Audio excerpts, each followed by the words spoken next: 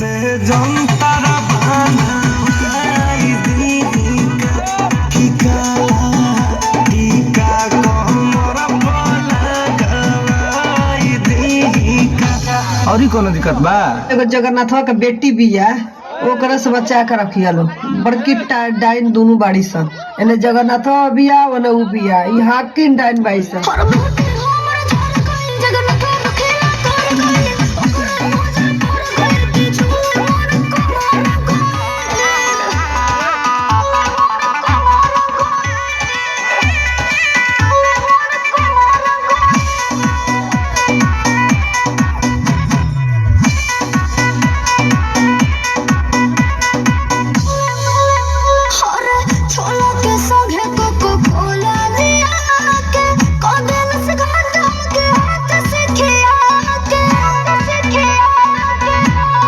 छोटी छोटी मैंने भूला ना हो पाँच पीस देख लेनी कौन कौन विधान हाकत या कि हम निरोग नहीं रहत, एकरे विधान हाकल ह कि हमर तबीयत खराब भइल बा।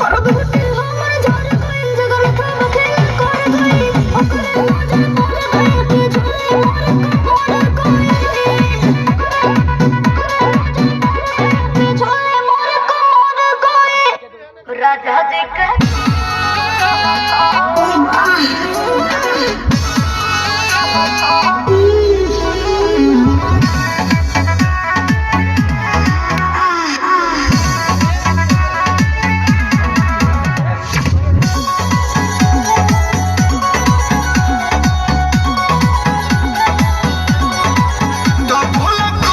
विटामिन के डोज ले बेलू जानू हफ्ता में आके रोज रोज ले बेलू हे जा बोला तो बोला कौन विटामिन के डोज ले बेलू जानू हफ्ता में आके रोज रोज ले बेलू हम भइलू बिया के घरे जाके गो राजा जी के तू रोला सारी रे, राजा जी के तू रोला सारी रे, उठला तोरा तेरा पारे लोहे लोहे बाथला कमरिया कोरेला खटिया पारी सो।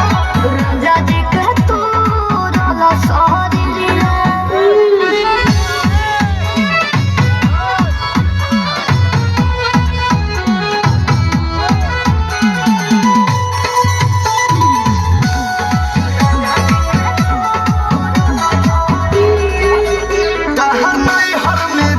बड़ी नखड़ा रहे हमर सोने जवानी तहर अखड़ा रहे का हो जा